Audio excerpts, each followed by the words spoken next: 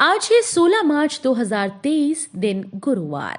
Welcome back to clean news UP. चलिए देखते हैं उत्तर प्रदेश की 25 फटाफट बड़ी खबरों को। लखनऊ से हरदोई रोड का सफर आसान होगा, 4 लेन बनेगी सड़क। लखनऊ से हरदोई रोड का सफर आसान होगा, जल्द दुबग्गा तिराहे से आउटर रिंग रोड के बीच 4 लेन सड़क बनेगी। लगभग 3.5 किलोमीटर लंबी सड़क चौड़ी होने से सब्जी मंडी, मछली मंडी सहित आसपास के इलाकों को फायदा होगा। पीडब्ल्यूडी, जलकल व लेसा की संयुक्त टीम ने दुबग्गा में निरीक्षण किया। इस दौरान बिजली पोल, सीवर की पाइपलाइन शिफ्टिंग को लेकर सर्वे किया। पीडब्ल्यूडी अधिकारियों के मुताबिक सड़क चौड़ीकरण में करीब 20 करोड़ रुपए का खर्च आएगा। अग्निवीरों के लिए खुशखबरी, अब 20 मार्च तक कर सकते हैं भर्ती के लिए आवेदन। सेना की अग्निवीर योजना के लिए 20 मार्च की रात 12 बजे तक आवेदन किया जा सकेगा। ये जानकारी छावनी क्षेत्र स्थित सेना भर्ती कार्यालय के निदेशक ऋषि दुबे ने दी। उन्होंने बताया कि आवेदन joinindianarmy.nic.in पर किया जा रहा है। इससे पहले आवेदन की तारीख 15 मार्च और फिर 19 मार्च तय की गई थी। निदेशक ऋषि दुबे ने बताया कि टीसीएस के कंप्यूटर सेंटर पर परीक्षाएं होंगी। अब देश में दौड़ेगी दुनिया के सबसे फास्ट मैकलेव और हाइपरलूप ट्रेन, बुलेट और हवाई जहाज से भी तेज। देश में अब मैकलेव और हाइपरलूप ट्रेन भी चलाई जाएंगी। इसके लिए कोशिश शुरू हो गई है। आने वाले वर्षों में इस तरह की ट्रेन से लोग सफर कर सकेंगे। ये ट्रेन बुलेट और हवाई जहाज से भी तेज चलेगी, जिसका किराया हवाई जहाज के किराए से कम होगा। इस संबंध में बनारस रेल इंजन कारखाने में प्राविधिक प्रशिक्षण केंद्र में रेल कोच फैक्ट्री कपूरथला के भूतपूर्व महाप्रबंधक एसके सूरी ने व्याख्यान दिया।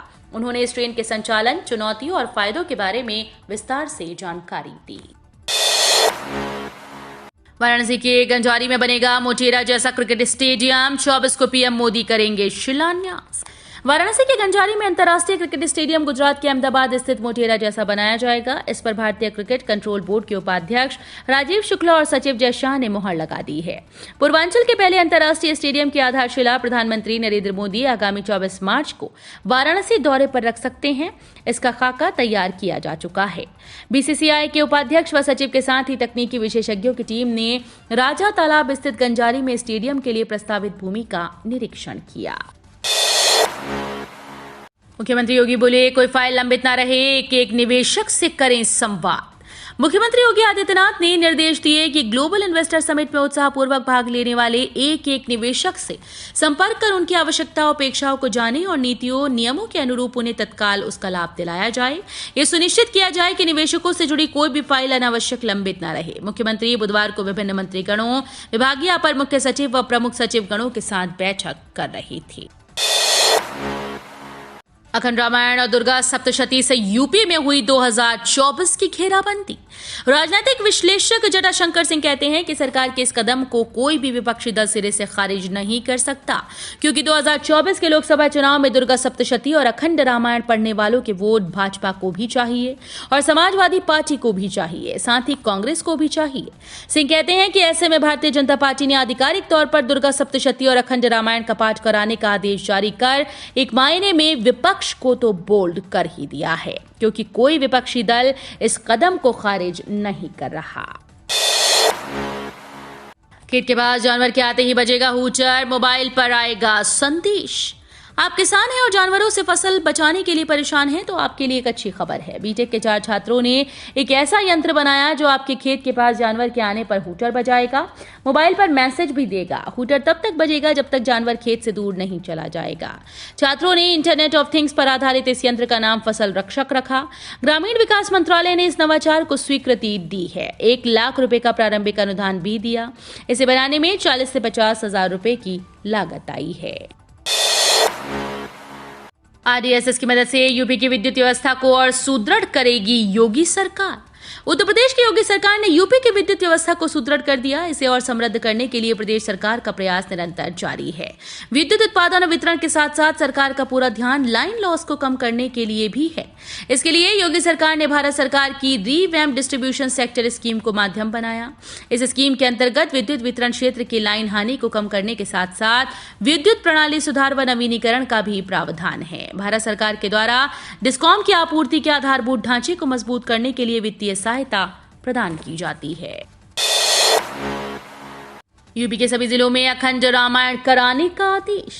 मुख्यमंत्री योगी आदित्यनाथ ने यूपी के सभी जिलों में रामनवमी पर अफसरों को अखंड रामायण कराने का निर्देश दिया। इसके लिए सभी अफसरों को नवरात्रि से पहले पूरी तैयारियों की लिस्ट सौंपने का निर्देश दिया है।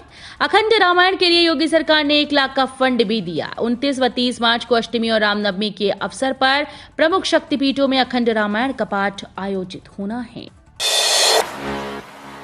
आवारा जानवरों पर नकेल कसने की तैयारी।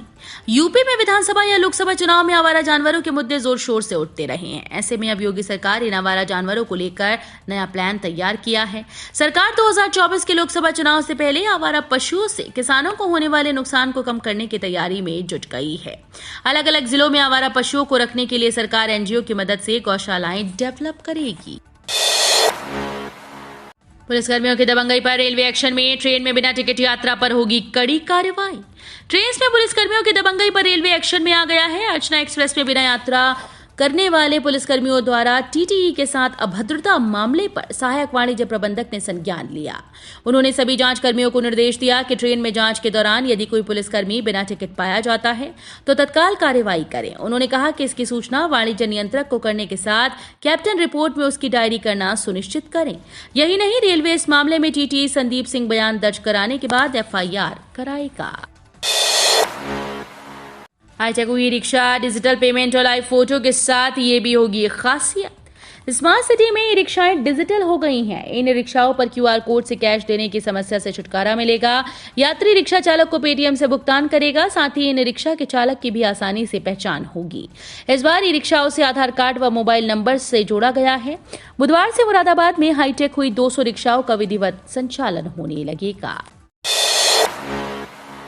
30 व 31 मार्च को अयोध्या में श्रीराम जन्मोत्सव का आयोजन। मुख्यमंत्री योगी हो सकते हैं शामिल।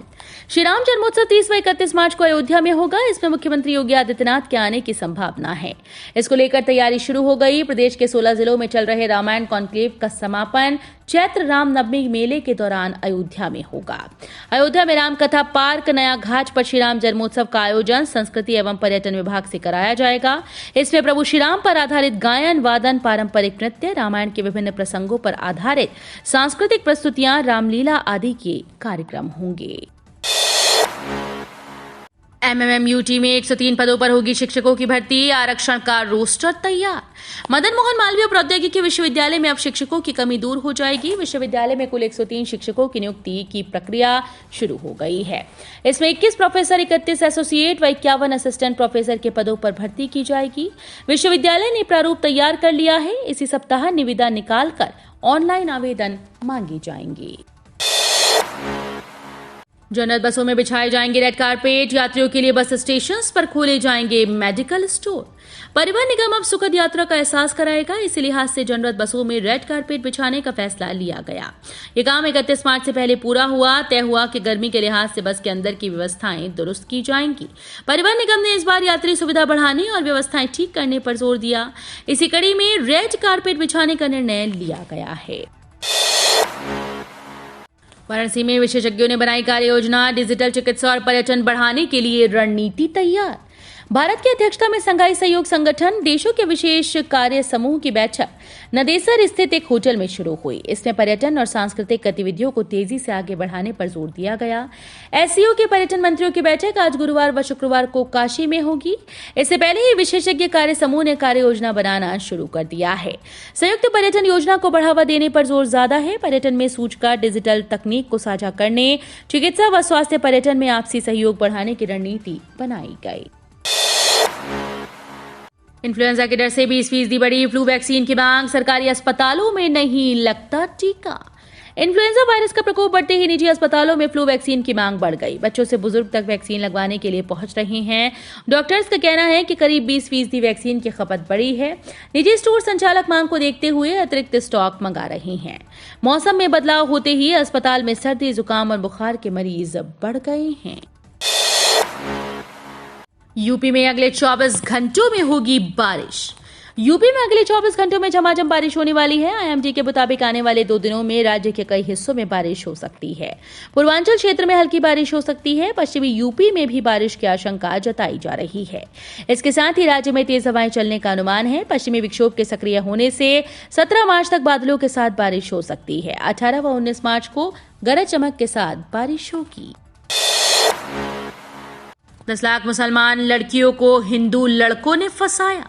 यूपीआईएमसी प्रमुख तौकीर रजा हाउस अरेस्ट हैं। मीडिया से बातचीत के दौरान उन्होंने कहा, देश में मुसलमान सुरक्षित नहीं है, मुसलमानों की लिंचिंग हो रही है, हमें तो लिंचिंग की आदत हो गई है, लेकिन 10 लाख मुसलमान लड़कियों को हिंदू लड़कों ने गुमराह करके फंसाया, इसलिए मुझे तिरंगा यात्रा निकालनी पड़ रही है।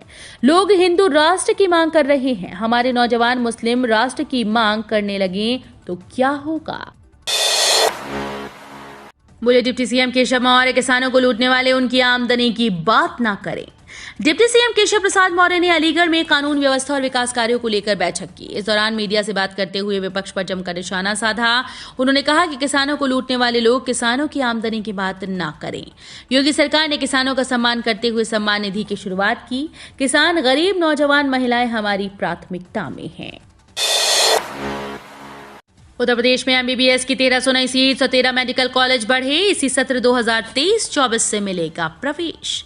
चिकित्सा शिक्षा विभाग उत्तर प्रदेश ने नीट 2023 के जरिए एमबीबीएस में एडमिशन की तैयारी कर रहे छात्रों के लिए एक खुशखबरी दी है। राज्य के चिकित्सा शिक्षा विभाग ने राज्य सरकार के मेडिकल कॉलेजेस में एमबीबीएस की 1300 सीट्स बढ़ाने का ऐलान किया है। इसी के साथ ही राज्य में 13 और नए मेडिकल कॉलेज भी इसी सत्र 2023-24 से शुरू हो जाएंगे। राज्य में एमबीबीएस सीट्स बढ़ाने का ऐलान करते हुए चिकित्सा शिक्षा विभाग ने कहा कि सरकार के इस कदम से राज्य के चिकित्सा क्षेत्र में आमूल-चूल परिवर्तन होगा। वाराणसी में बनेगा हाईटेक क्रिकेट स्टेडियम। अहमदाबाद के नरेंद्र मोदी क्रिकेट स्टेडियम की तर्ज पर वाराणसी में भी हाईटेक स्टेडियम बनेगा। इस पर बीसीसीआई के उपाध्यक्ष राजीव शुक्ला और सचिव जय शाह ने मोहर लगा दी। स्टेडियम के लिए जिला प्रशासन ने 121 करोड़ रुपए का मुआवजा देकर गंजारी गांव में 32 एकड़ जमीन का अधिग्रहण कर लिया है। स्टेडियम में 30,000 से ज्यादा दर्शक बैठ सकेंगे। खिलाड़ियों की प्रैक्टिस और रहने के लिए हॉस्टल सहित कई अन्य सुविधाएं होंगी। यूपी में बड़े फेरबदल की तैयारी। यूपी सरकार आगामी निकाय और लोकसभा चुनाव के मद्देनजर बड़ा फेरबदल करने की तैयारी में है। सूबे के करीब 23 डीएम और 6 कमिश्नर की जिम्मेदारियों में बदलाव होगा। पिछले 3 सालों के एक ही जिलों में तैनात आईएएस, आईपीएस और पीसीएस अफसरों की सूची तैयार कर उनका तबादला करने पर विचार विमर्श किया जा रहा है। यूपी में अगले 2 महीनों में नगर निकाय चुनाव होने की पूरी उम्मीद है। विदेश से मेडिकल की डिग्री लेने वालों के लिए बड़ी खबर, भारत में डॉक्टरी करना नहीं होगा आसान। जो छात्र विदेशों से मेडिकल डिग्री लेकर आ रहे हैं उन्हें पहले संबंधित देश में मेडिकल लाइसेंस हासिल करना होगा या फिर ये साबित करना होगा कि उनकी डिग्री उस देश में चिकित्सा के लिए पूर्णतया मान्य है जहां से उन्होंने शिक्षा हासिल की है। केंद्र सरकार विदेशों से मेडिकल की पढ़ाई को गुणवत्तापूर्ण बनाने के लिए कई कड़े कदम उठा रही है, जिसमें से ये भी एक है। केंद्रीय स्वास्थ्य मंत्रालय के सूत्रों के अनुसार कई नए कदम उठाए गए जो अब क्रियान्वित हो रहे हैं। ट्रेन की तरह रोडवेज बस में भी मिलेगा मनपसंद खाना। ट्रेन की तरह अब रोडवेज की बसेस में यात्रियों को खाना और नाश्ता मिल सकेगा। इसके लिए बसों में सवार यात्री को ऑनलाइन ऑर्डर करना होगा। ऑर्डर के दौरान यात्री को मोबाइल नंबर के साथ साथ टिकट का भी नंबर अंकित करना होगा, जिसके बाद अगले ठहराव पर उन्हें मनचाहा स्वादिष्ट भोजन उपलब्ध करवाया जाएगा। इसके लिए परिवहन निगम के क्षेत्रीय प्रबंधक ने प्रस्ताव तैयार करके मुख्यालय भेज दिया है। तो ये थी आज की 25 फटाफट बड़ी खबरें। अगर आपको न्यूज पसंद आई हो तो वीडियो को लाइक और शेयर जरूर करें। धन्यवाद।